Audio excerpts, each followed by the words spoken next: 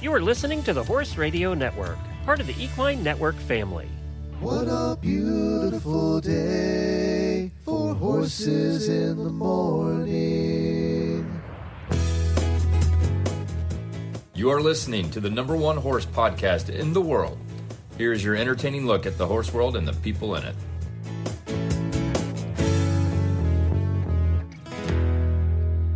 Well, good morning, everybody. I am Glenn the Geek in Ocala, Florida.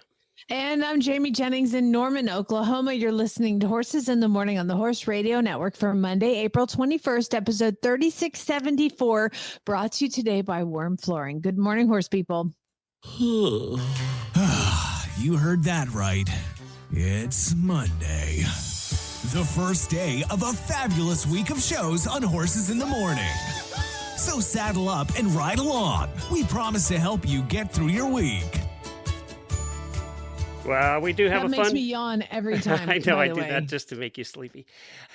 We have a fun show planned for you today. Sally from Eventing Nation is going to stop by, and she's going to give us a preview of the Defender Kentucky 3-day event that Jamie's heading out to on Wednesday, right? You're flying out? I fly out Wednesday. You know, what's crazy is like, for some reason, you either get there in the morning or at night. There's no like getting in the middle of the day. So we actually leave. Our flight is at 5 a.m. out of Oklahoma City to Chicago, then Chicago to Lexington. And we arrive in Lexington at 9:30 in the morning.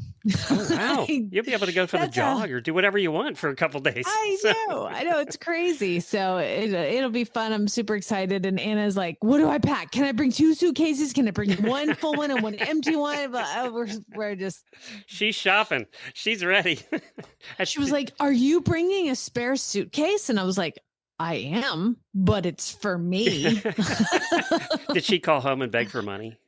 Did she? She has been saving her like weekly stipend. Like they give, they plan for like, I'm going to go out on Saturday with my friends. And she doesn't go anywhere or do anything. She's been hoarding money for Kentucky. She's ready.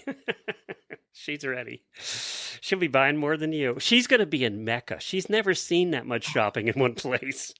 I have so much fun stuff planned. Like we are going to go to Keeneland. We are going to go to Old Friends to go see Big Brown. I'm so John? excited. Yeah, we're going to see John. Hopefully he'll have time. It's just going to be awesome. Terrific. Well, that's great. I'm so excited for you guys. And coming up later in the show today, we're going to continue our Breeds of the Alphabet with a look at the Sugarbush Harlequin Draft. And you all know a very famous one we'll talk about as well. In the Auditor Post Show, we're going to do some equestrian first world problems.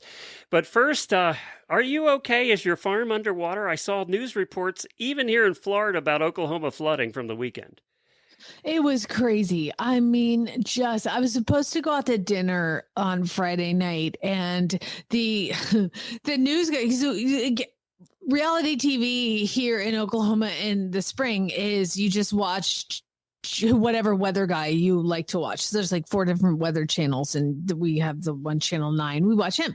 And so he's like, okay, well, if you don't have to go out tonight, probably shouldn't, considering it'll be buckets of rain. And I was like, okay, well, I canceled dinner. Like I don't drive in buckets of rain being thrown in my car. It was crazy. It was buckets of rain starting about, I probably could have gone to dinner, but I'm a wuss, but about 10 o'clock that night, all night and all day up until yesterday at about noon. And then skies just opened up. So, I mean, we got 10 inches of rain. Oh my God. That's a lot of rain for you guys. It's a lot of rain. It's a lot. So all the horses I have in training, I just texted their owners. I was like, we're going to have a couple days off. Yeah. So that's cool. We're going to teach them how to swim. We're going to do swim practice. Exactly. So I'm about dragging the arena yesterday, trying to tamp everything down, get it all okay. But yeah, it was an unbelievable amount of rain, and they had flash flooding. And fortunately, we're in a pretty good like kind of topography to not have flash flooding. But I mean, who the hell knows? Whatever. It's all crazy. Well, it was Easter yesterday, and one of the cutest things I saw. One of the things about Florida is polo is really popular here, and they have a lot of fun. Even the Ocala polo happens at the Florida Horse Park, and they always do so much fun stuff. You want to go watch polo because they have such fun with it. Well, one of the best places to watch polo in Florida is Sarasota, down where Dr. Wendy lives.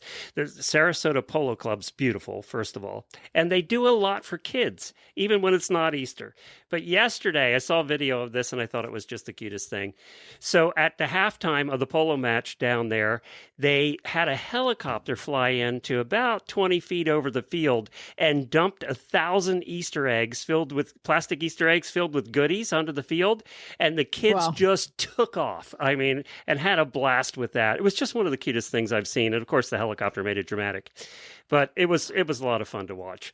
So good job, Sarasota Polo Club. Cool. We actually, for having a 16-year-old and an 11-year-old in the house, I was like, nobody wants to hunt eggs. I was wrong. Oh, really? When is he?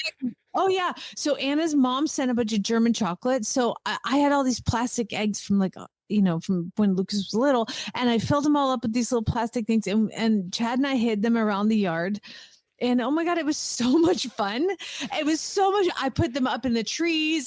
Do they do that in Germany too? Yes. We thought that was an American thing. Her mom sent a Easter basket for her and chocolate for Chad and Lucas and I. It was amazing. So yeah, they do have Jesus in Germany. Yeah, but I didn't know they chased Easter eggs. Yeah, they still do it, and it was so much fun, and it was great. So like afterwards, I mean, I'm out there with a cocktail watching the kids run around and try to hunt. And this is the first time I've had two. Usually it's just Lucas, and like we have to walk around and help him and stuff. But I just made it a complete competition. I put money in some of them, and I was like, "Oh, that's funny." Oh yeah, it was great.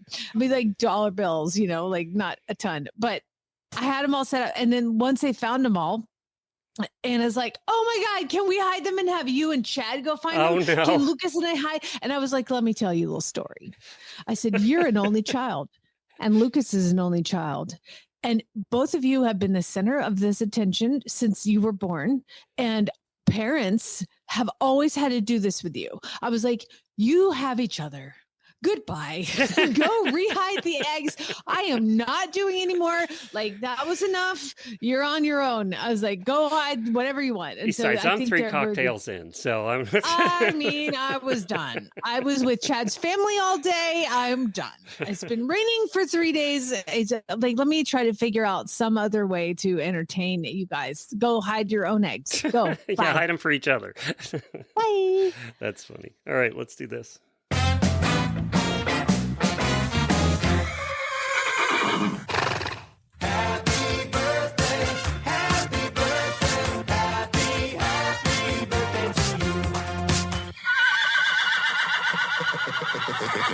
Well, we do have some birthdays, and actually, this is birthdays for the rest of the week. This will be our last news show of the week. We'll have some best ofs for you. Jamie's heading off to Kentucky, and I'm taking a few days off. I very seldom have had off on my birthday, which I think is later this week. So I'm going to take the day off. And actually, our friend Charlotte, para-rider Charlotte's in town for a change, and I get to go out to dinner with her. So we're looking forward to that. But I wanted to mention these birthdays for the rest of the week. Erica Ray, Melissa Sandness, Kaylee Nibs, Melissa Ryan, JMO Sams, Megan Hennessy, and Matt Hagee. Happy birthday to all of you. We hope you have a fantastic week. And by the way, you're all in good company this week for birthdays. I wonder why. I mean, your birthday's always around Kentucky. What is it this year? It's Thursday, so I would have been in Kentucky. Thursday. Yeah, I've always been in Kentucky for birthday. I know, and I love it when it's cross country day and we make you walk 900 miles on your birthday. Yeah. Well, happy birthday, boss. It's gonna be a great one. My daily Whinnie today, aside from the birthday shout out that I clearly remembered to do ahead of time, did you watch any of the races at I watched Caldera, which made me very sad, actually. I mean, he did better. What? He did good, but he came in second in his race at the Bathhouse Row at Oaklawn. Yeah, he came in second, and it was actually to me, it was the first time I've seen him want to run, like really, get down and hell of a lot better than the last race. Yeah. I mean, each time he's improving, and I was definitely sad he didn't immediately win a berth into the Preakness, but I think what was great is that he did want to run. I think what he did was he didn't get his lead changed soon enough. He was a little late swapping back to the right lead. And as soon as he did, he blasted forward. Also, he just kept getting stuck behind that one horse. I think it was a 5 horse. So that was kind of frustrating. But I also would like to talk about Improbable Luck. Oh, the other horse you own. Yeah. Yes. And he ran in the race before Caldera. And let me just tell you, Glenn, the gates opened and he broke out of there and just went right to the front. And I mean, it was a field of 11. So it's a pretty big field. He's only raced one other time. So he's very green. And he went right to the front and just blasted by everybody and just set the pace. And they start to come around that final turn and he stopped. That's it. I'm done. I'm done. They always give you like a race analysis for the My Race horses, and it was like he showed great promise in the beginning. He went out to the front. Apparently, it's like a kind of a more aggressive jockey, and they said, and he just didn't have enough left in the tank. That was very accurate. Did he come in last? Bless him. I believe he came in second to last. And do you know who came in last? The horse I bet. Oh no!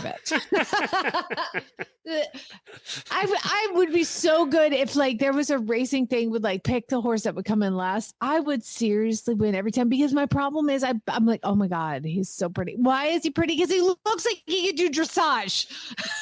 Like, I pick the ones that are like super calm and look like they'd be nice sport horses. And it's bad. So congratulations to all of my racehorse owner family, because we all got to at least see our horses. Now, I'm always asked, where do I get to watch all the races? And there's a website called rtn.tv.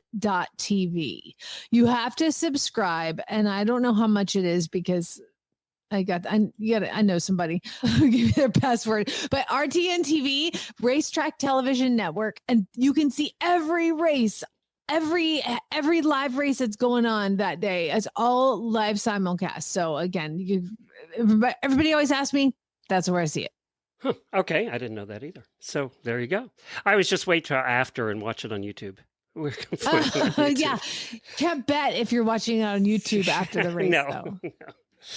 Well, I did want to give, I've had a couple people ask recently how Jennifer's new horse is doing, and she had a milestone over the weekend. That James is her new horse, the Kentucky Mountain Saddle Horse, gaited horse, and she's been riding it almost every day. She's also included in the virtual Tevis, so she's been putting in miles around the farm, and then she's going to be getting braver and taking him off property. He's still not quite 4, so he's a little spooky at things, but she got the opportunity over the weekend to ride with our neighbors, Brooke and Shannon, and go out with her horses. So it was the first time she went really off the farm with other horses and did a serious 3-mile ride.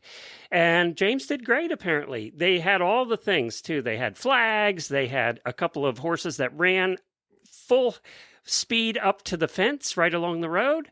That's always very popular. Fun. Yeah, that's always popular. Scooter would have been gone. He'd have bolted and I'd have been gone. But apparently he just stops, he looks, and then he gathers himself back together and goes on. They saw goats running and all kinds of stuff. So she did great. She's so happy with that horse. She loves that horse. Oh, that's awesome. Doesn't that make you happy as a husband? Yes. Happy wife, happy this life. Makes me very happy as a husband, because if she didn't like this horse, it would make me very unhappy. But she got it. She's been working on getting him to gait too, and she loves his gait. It's fast. That horse can move along at the gate. I don't know what the gate's called, but it's super smooth. And at the gate, that horse moves along. I mean, a canter for most horses is that horse's gait. So what breed is he? He's a Kentucky Mountain Saddle Horse. So we're doing the Harlequin horse today, HIJK. You've got to request that we do a deep dive on the Kentucky. Oh, Mountain that's Saddle true. Yeah, horse. that's true. I didn't think about that. Yeah, I'll do that for sure. So Jennifer could probably do it. At least what one training one is like. So she loves that horse. She had a new saddle too. Remember we talked about her getting a new saddle with the horn, that she never had a saddle with the horn before. She loves her saddle. She said it's the most comfortable saddle. It was a nice buy actually for a Western saddle. It was only like $1,200, which as Western saddle goes is pretty cheap. So she loves the saddle. She loves all of that. Now, I also always get requests to hear about Scooter and what's up with Scooter. Well, I'm sad to report that Scooter now is semi-retired from driving. He's had stifle issues all along, but when he was younger, it was less of a problem. He does not like going down hills. And where we live now, we have little hills everywhere. So I'm driving him a lot less. I still take him out for hand walks. He loves going for a walk around the neighborhood, hand walking like a dog. He loves that. He thinks that's the greatest thing. So I take him for hand walks and I ground drive him still just to keep his brain in it. But and the other thing that's happened too, remember in the early days when I got him, he used to bolt. And then in the middle years there, his bolting seemed to go away. He wasn't doing it anymore. Since we moved here, he's bolted 4 or 5 times.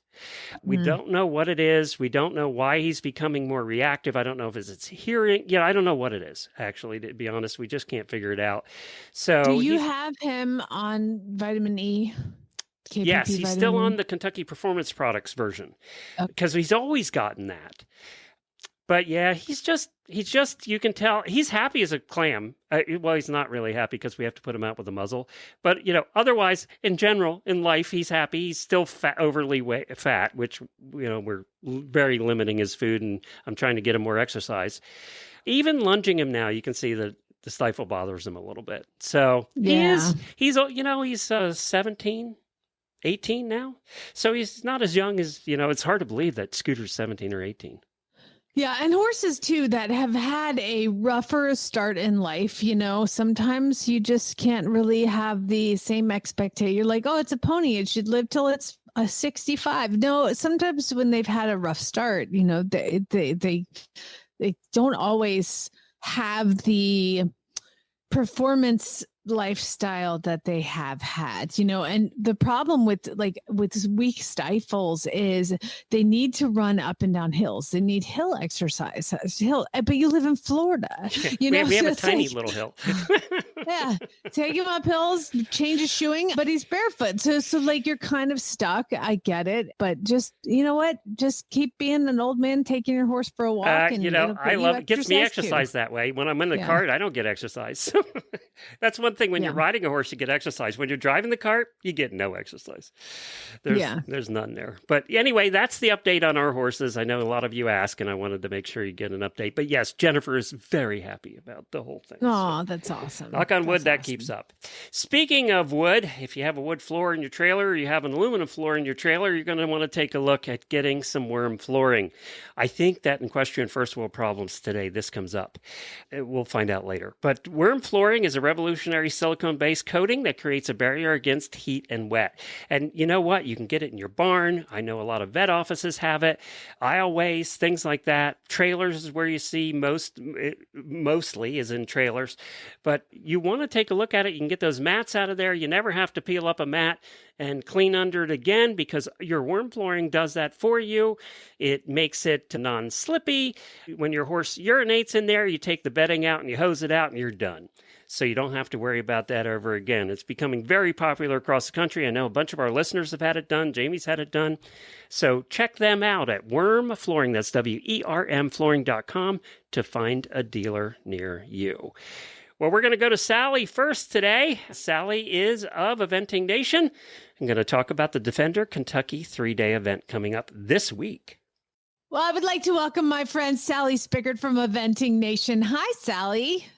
Hi, Jamie. How are you? Thank you for having me. Well, this is one of those fun times because one of the things I love most about Kentucky is you and I get to hang out a little bit. So I know. I'm going to see you in just a couple days. I know. It's a holiday, honestly, because I never get to see you in person. I know. I love it. So we're doing a dinner for those listening. Remember, dinner at 6 p.m. at Ramsey's Masterson Station, and everybody is welcome. They do separate checks. Everything is easy. It's great food and full bar. It's super fun. And I just invited off the air. I invited Sally, and Sally said, you can't come this year. And I'm sorry. Why? Okay, so one of the girls that works with us had the idea that we should all get matching chinchilla tattoos because Eventing Nation's mascot, for one reason or another, it's really not even a cool story. We have a mascot that's a chinchilla. And so it's this whole thing. And he has his own personality at this point. And so we've all decided this year that we're going to go get matching chinch tattoos. But the kicker is that we all have our own little chinch that we've had designed that is kind of more to our personality.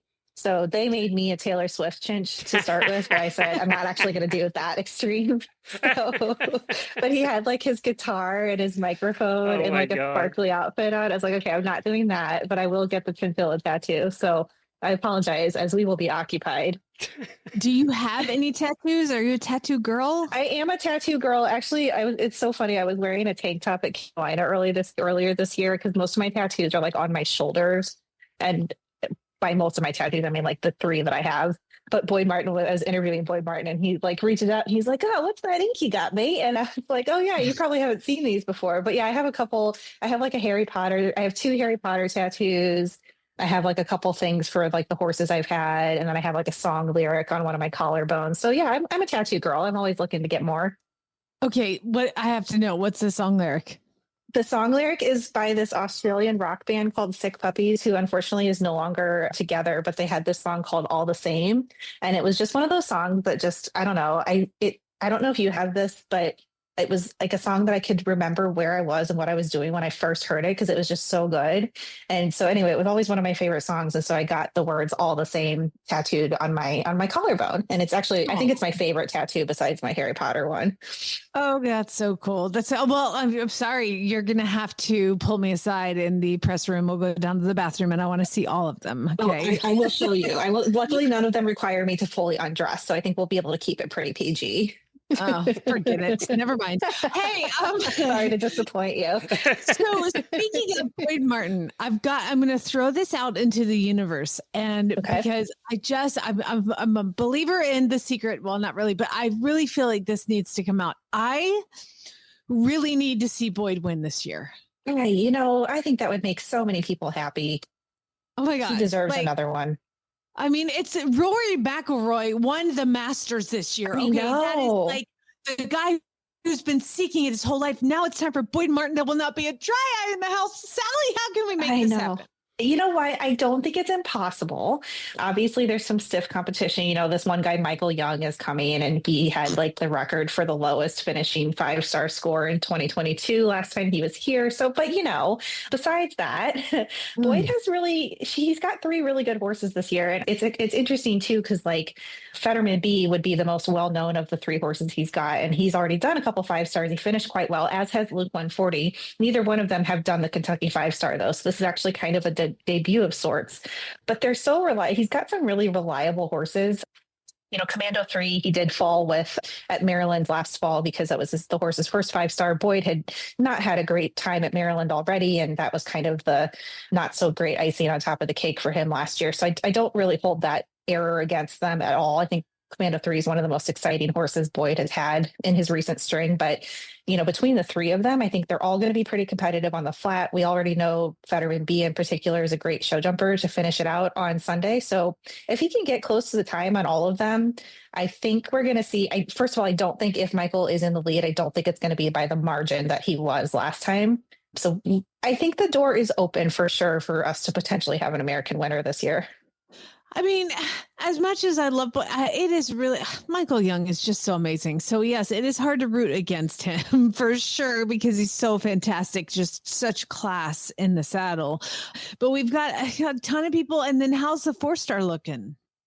The 4-star is going to be really competitive as well. I mean, I think it's going to be slightly maybe less competitive than it was last year, simply because we had a lot of the potential Olympic horses in the 4-star last year. So it was like, bang, bang, bang, tons of competitiveness. But I do still think you're going to see a pretty hot competition. I mean, there's some really good cross-country horses in here. I personally have my eyes on No May Moon, who is Allison Springer's Connemara thoroughbred, for all you Connemara fans out there. She's tiny but mighty. She won Bromont's 4-star long last year.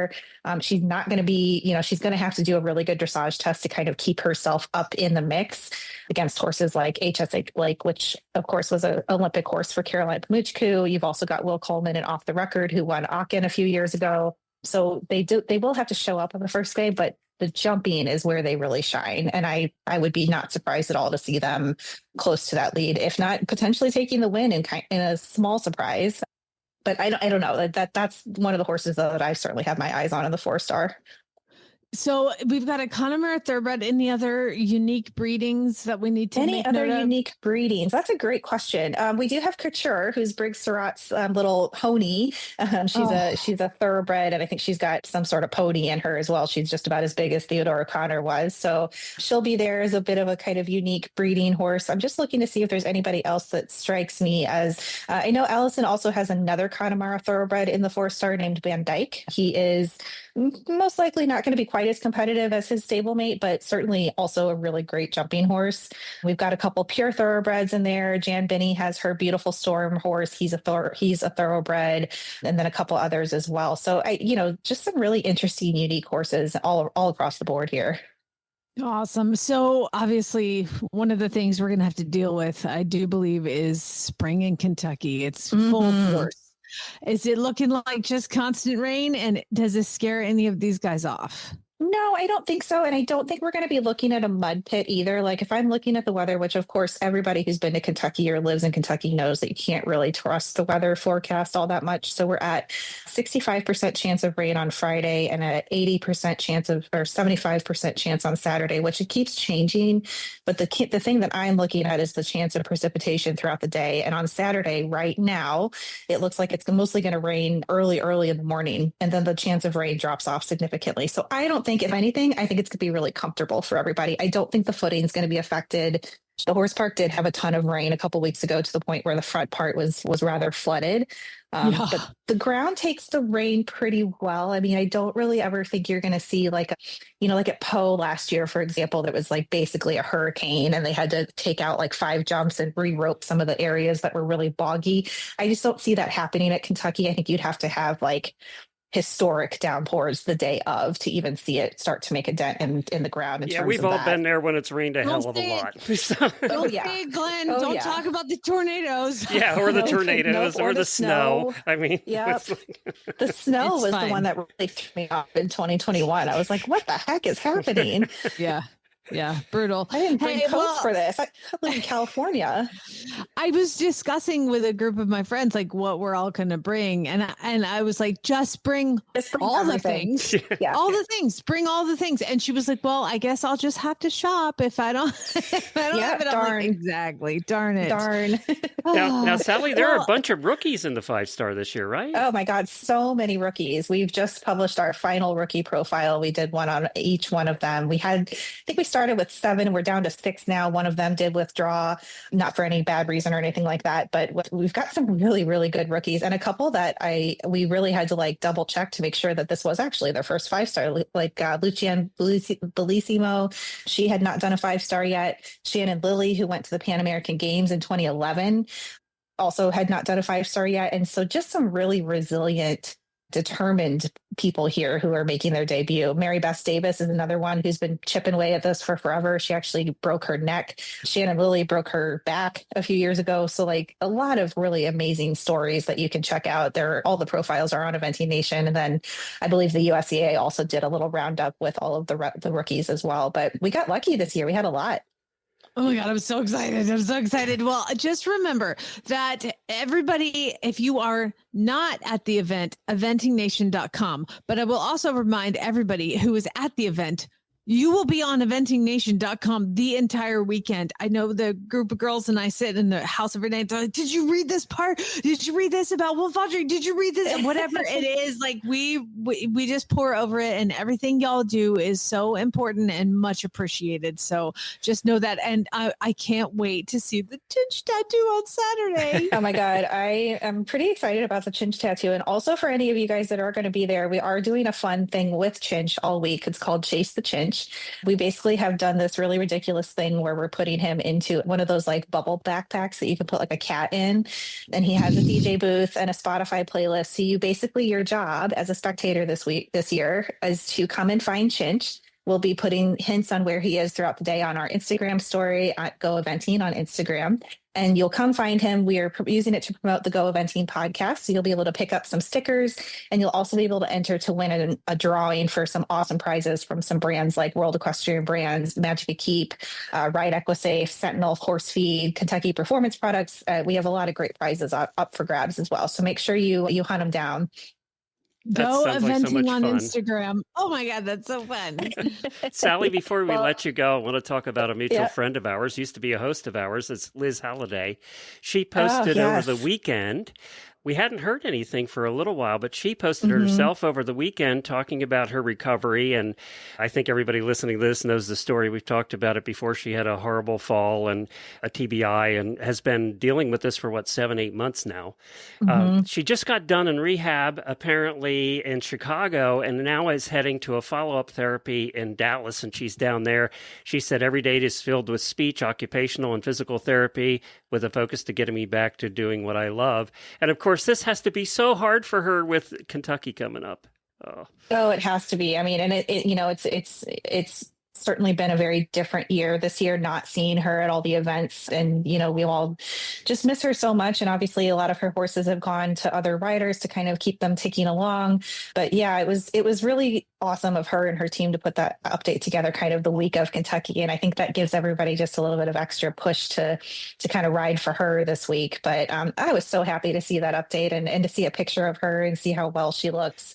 in the It's just pictures, so encouraged. other than looking thinner than I remember her, she looked good, right? In the Yeah, pictures? she looks amazing. She looks amazing. And I think anytime something like that happens, obviously you respect the privacy of the people involved. But when you see a visual of them to say, here's how we're looking, like it really does make a lot of difference, I think, in kind of giving people an update on how she's doing. So I really appreciated that. Well, it's been a tough road for her, but she looks like she's fighting, and of course she would, So Of course she would. We always knew she would. That is a tough lady. And I think she was always going to be very tenacious with how she battled back from this. And then of course, no two TBIs are the same. So there's, we never know what's going to happen, but God, she looks like she's given it everything she's got. And she's got a great team supporting her as well. Hey, you don't drive 24 hours to Le Mans without being a tough person. Oh my God. I know. It's like, that's like the first story I talk about when I say like, oh my God, guess what? I know I think she was like the first woman to Yes. compete at the 24 Yes. hours.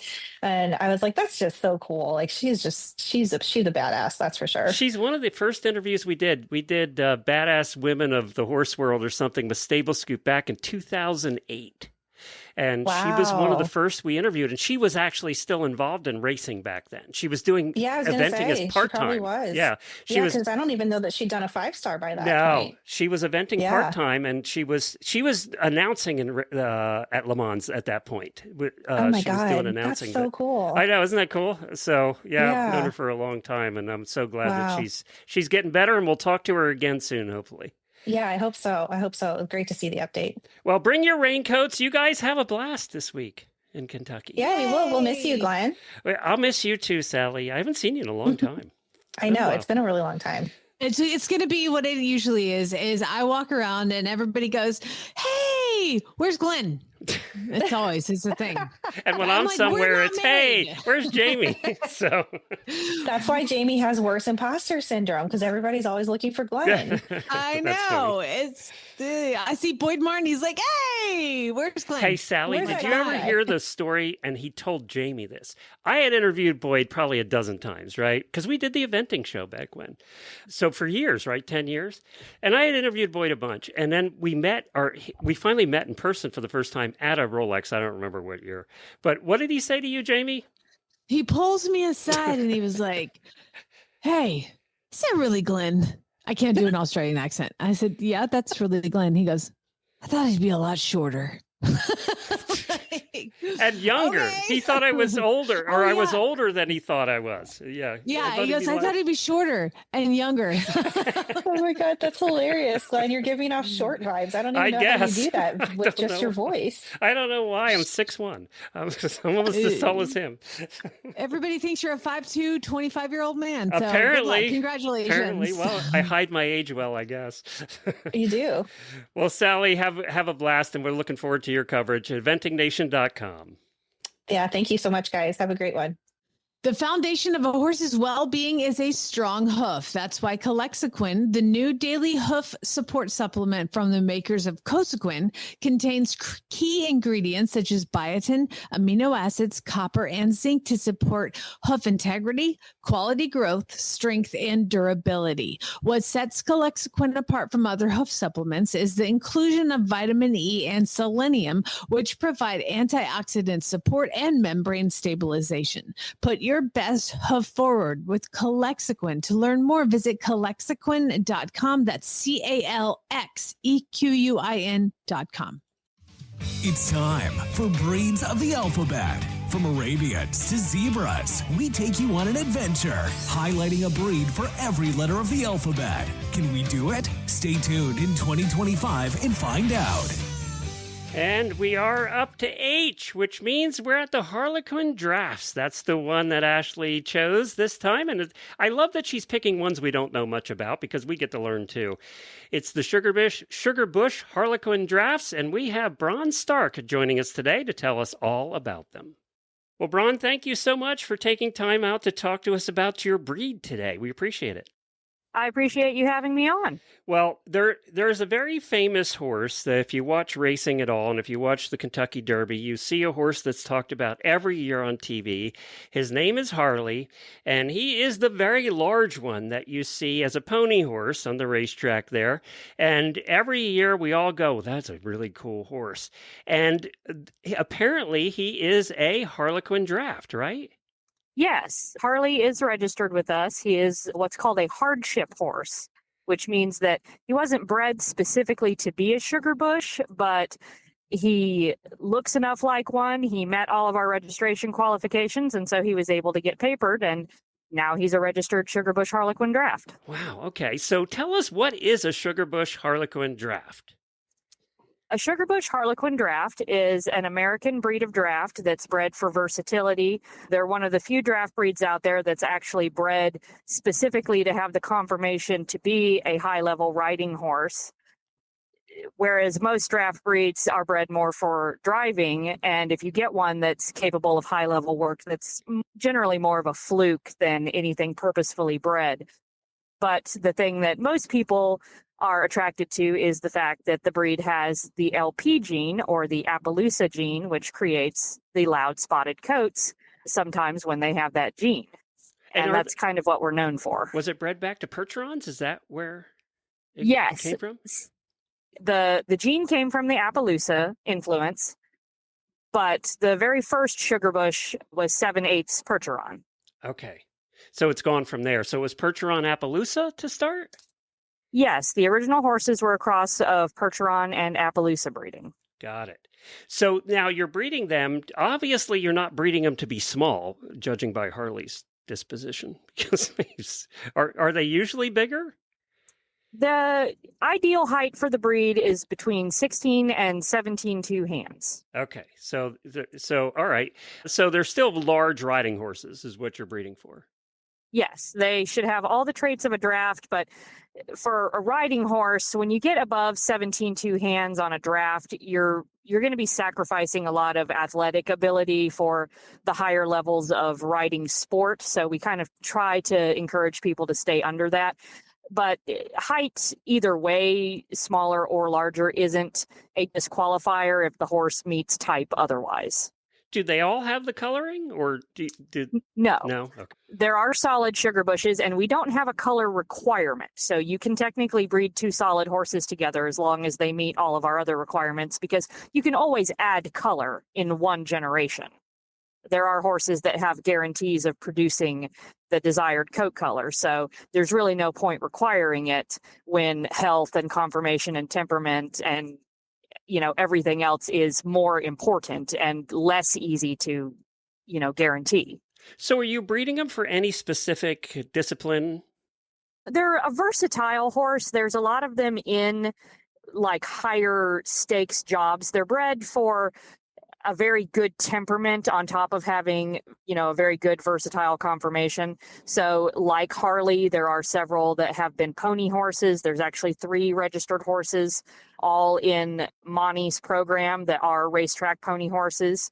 She has 2 others besides him. And then there are several in therapy programs. There's several at Access Adventures, which does the wheelchair equestrian sport for like combined driving and cross-country driving. And there's several of them working like high-stress ranch jobs. These are finished cow and ranch horses. So they can really go in any direction with the appropriate training. How many are there in the world? There's currently around 200 registered horses, including our part breds. If you're just going off of the main book, which is what would be considered the regular registry, probably about 175 at this point. Wow. Okay. So, Jamie, that has to be the lowest number that we've had of any of the breeds so far. You're winning the lowest number so far. Most rare, yes. Not lowest number. I would say, like, when you say part bred, seeing that the kind of the research I did for the Harlequin Draft was Appaloosa Percheron. Are these half Harlequin, like Appaloosa Percherons, or are some of the Percherons in the registry or Appaloosas? You know what I mean? So what the part bred is the heritage registry. So that would be a horse that has one Sugarbush parent, and then the other parent is not qualified to be considered a Sugarbush. Or what do in some breeds Sugarbush with? Sorry. A lot of the times there's a market for people that, they really are fans of the breed, but whatever they're interested in isn't really conducive to having such a large horse, or they're not interested in breeding, but they still want to be a part of the breed. So crossing them back to Appaloosas or to thoroughbreds or even to other draft breeds or warm blood breeds that, aren't acceptable in our main book breeding does have a market. There's several breeders that, they produce those foals around the 25% draft market that are able to, sell those on as eventers or, other more sporty prospects for people that, just whatever they've got going on is they just don't want a horse that big or heavy. Where did the name come from in the first place? So the Sugarbush name came from the fact that the Sugarbush Hitch Company, which is the founding program, operated out of the maple groves in Ohio, which is where they collect the maple syrup. And that is called a sugar bush. The maple grove is. And then, of course, the Harlequin came from the fact that they were black and white. The first one was a black and white leopard stallion named Sugarbush Harlequin. Oh, okay. Well, now that makes sense. I didn't know what a sugar bush was, so now I know that too. Learned something new today. I learned something new. I didn't know it had anything to do with maple syrup. There's a lot of businesses that have Sugarbush in the name, especially up in the Midwest and in the northern part of the country, and it's generally because nearby there is a maple farm. Huh. So what's the goal for the breed? The goal is to produce a versatile, heavy draft that has color. It's to kind of fill a niche that isn't available as much in the U.S. There's really not a breed that is actively fulfilling all of having a registered, high quality, high performance draft breed that has, this color and a guarantee of this health panel that we require. So there's a lot of breeds that they'll have a couple of those things and they might have one or two individuals that meet all of those qualifications, but the entire breed isn't pushing for that. So, and you say health panel, you mean what? We require the 6 panel, which is the quarter horse health panel.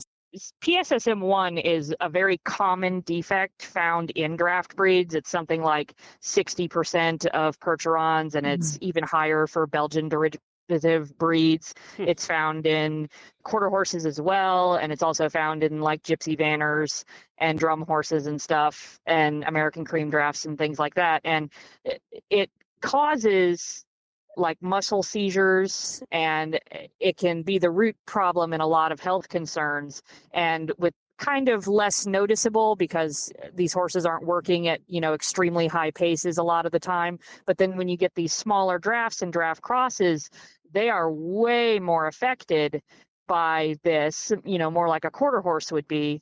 And there just really isn't another registry out there that's kind of having a zero tolerance policy on that. And so people get involved with drafts or draft crosses, and they buy that first baby and they're like, oh, he's so cute. And then, it turns out when he's big enough to ride, he's got this debilitating health problem that makes it impossible for him to work soundly.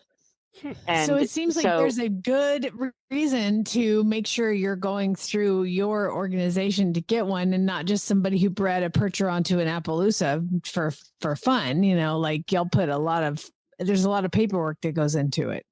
Oh, yeah. Every horse that comes in from outside the registry has to go through an approval process, and that includes this health panel as just one of the things that we look at. There's a lot that goes on. You couldn't just go buy a stallion and a herd full of Appaloosa mares and next year be churning out registered sugar bushes. Every single horse has to go through this process. Well, I learned so much new stuff here on Monday. So thank you, Bron, so much for joining us today. And we're all hoping Harley's there again this year. We look for him every year. And Harley's probably been the best representative of your breed, or the most visible representative of your breed for sure. Googleable. Everybody Google, what is that horse? Yeah. Yeah. Oh, yeah. We start Harley Watch as soon as race season comes around. That's funny. Well, Bron, the website is sugarbushharlequindraft.com. People can find more information there, see all the pretty pictures, and just find out all the details if they want more. Bron, thanks so much for joining us. We appreciate it. Thank you for having me on. As horse owners, we spend a lot of time on the road. Let US Rider help keep you covered. Our equestrian motor plan offers fast, reliable, nationwide service from our highly trained roadside assistance team. 24/7 coverage for both you and your horse.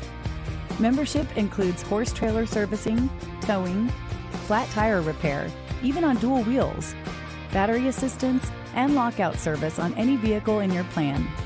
We also have your equine companions covered with referrals for emergency vet services, farrier referrals, and emergency stabling assistance. Get peace of mind on the road for you and your horse. Join US Rider today.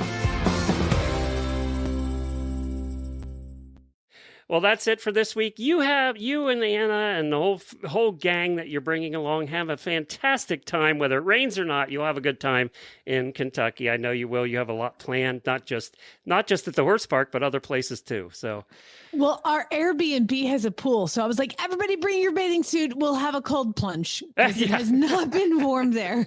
Yeah, it's probably in the 50s. You'll be in there taking a cold plunge. Well, have a fantastic time. We're going to be off the rest of the week. We'll have some best of episodes for you, and then we'll be back. Are you coming back next Monday? No, I think I have Ashley next Monday, and you're traveling, right? Yes, I'm traveling. Okay. We'll try to get home Sunday night, but you never know. So we're supposed to be home.